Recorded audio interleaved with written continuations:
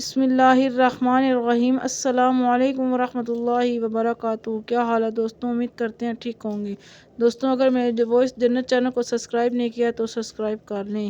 حضرت ابو ہریرہ رضی اللہ تعالیٰ عنہ بیان کرتے ہیں رسول اللہ صلی اللہ علیہ وسلم سے دریافت کیا گیا کون سا عمل افضل ہے؟ آپ صلی اللہ علیہ وآلہ وسلم نے فرمایا اللہ اور اس کے رسول پر ایمان لانا۔ عرض کیا گیا پھر کون سا؟ آپ صلی اللہ علیہ وسلم نے فرمایا اللہ کی راہ میں جہاد کرنا۔ عرض کیا گیا پھر کون سا؟ آپ صلی اللہ علیہ وسلم نے فرمایا حج مقبول۔ متفق ہوں۔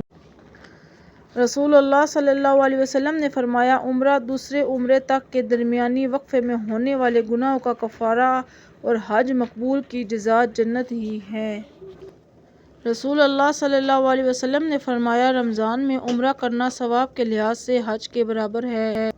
رسول اللہ صلی اللہ علیہ وسلم نے فرمایا تین شخص اللہ تعالیٰ کے خصوصی مہمان ہیں، جہاد کو جانے والا، حج کے لیے سفر کرنے والا اور عمرے کو جانے والا۔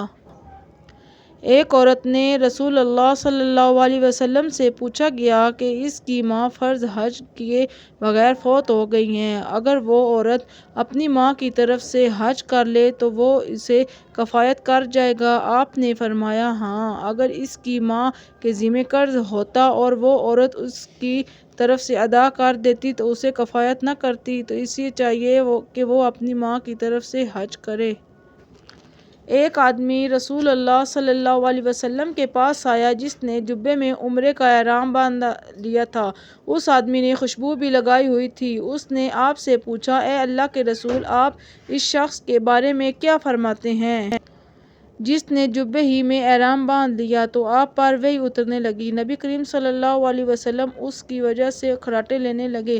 کچھ دیر بعد آپ سے یہ حالت دور ہوئی تو آپ نے فرمایا کہاں ہے وہ شخص جس نے ابھی مجھ سے سوال کیا تھا؟ اس آدمی کو بلایا گیا۔ آپ نے فرمایا جبہ اتار دے اور خوشبو دھو ڈال، پھر نئے سرے سے احرام باندھ لو۔ ایک آدمی نے کہا اے اللہ کے رسول، جب ہم احرام باندھیں تو کون سے کپڑے پہنیں؟ آپ نے فرمایا قمیض، پگڑی، شلوار اور موزے نہ پہنو۔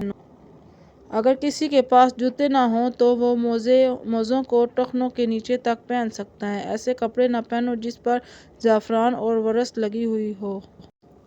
دوستوں اگر میری ویڈیو اچھی لگے لائک، شیئر اور سبسکرائب کریں تاکہ میری ہر آنے والی ویڈیو آپ تک پہنچ سکے۔ شکریہ۔ اللہ حافظ۔